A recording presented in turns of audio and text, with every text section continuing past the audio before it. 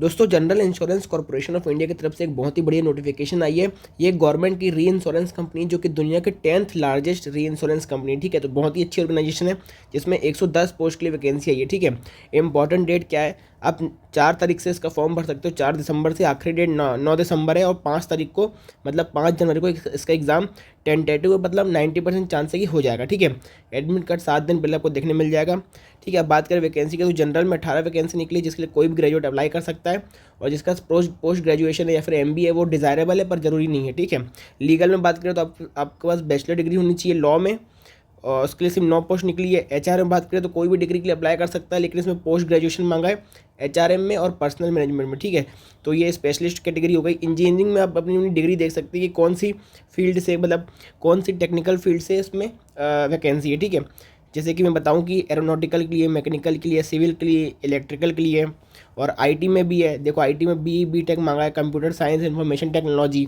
या फिर आप कोई भी ग्रेजुएट हैं और आपके मास्टर से आपके कंप्यूटर एप्लीकेशन में मिनिमम 60% मार्क्स के साथ तो उसके लिए अप्लाई कर सकते हैं। पर इसमें आपको बस ये एसेंशियल स्किल मांगा है जो नीचे मैं आपको बताऊँगा, ठीक है। दूसरा इंश्योरेंस से, एक्चुअरी से, फाइनेंस से, ये आप पूरी नोटिफिकेशन देख सकते हैं। इसकी पूरी PDF आपको मेरे टेलीग्राम चैनल पे मिल जाएगी, ठीक है। अब जैसे बात करें जो मैंने IT का बताया था तो IT में देखो एसेंशियल स्किल्स मतलब ये स्किल आपको आनी चाहिए। वहाँ पर आपको चेक करेंगे कि आपको आती है कि नहीं आती, जैसे कि programming language C++, net, JavaScript, ये सब बहुत ज़रूरी स्किल्स है जो आपको आनी चाहिए अगर आप स्पेशलिस्ट पोस्ट से अप्लाई करते हो, ठीक है। दूसरा बात करें तो देखो ब्रेकडाउन करते वैकेंसी का तो EWS की 6 वैकेंसी है, OBC के लिए 34, जनरल के लिए 43, मतलब टोटल 108 वैकेंसी है। ये जनरल स्ट्रीम की बात कर रहा हूँ मैं, ठीक है। दूसरा मिनिमम एज 21 साल है, मैक्सिमम 30 एज है, मैक्सिमम एज 30 साल है। और रिलैक्सेशन देख सकते हैं आप किसमें कितना मिल रहा है। शेड्यूल कास्ट को 5 साल का है और OBC को 3 साल का और पर्सनल विद डिसेबिलिटी को 10 साल का, ठीक है।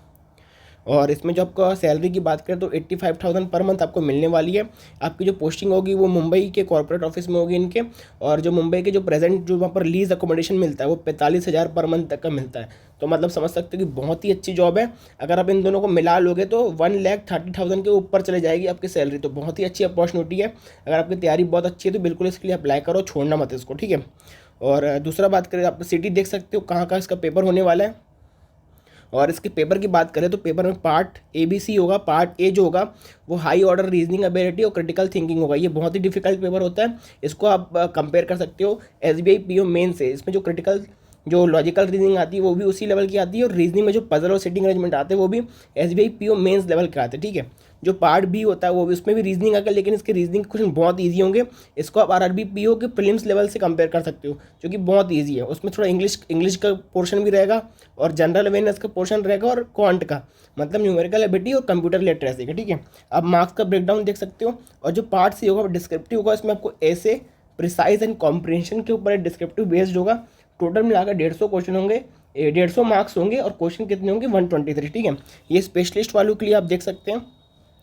मिनिमम क्वालिफाइंग मार्क्स आपको 60% लाना है जनरल वालों को एंड OBC वालों को 50%, ठीक है। सॉरी 60% जनरल एंड OBC दोनों के लिए, 50% ST SC के लिए। मतलब अगर 150 मार्क्स का पेपर होगा तो आपको 90 मार्क्स तो लाने के ये मिनिमम है।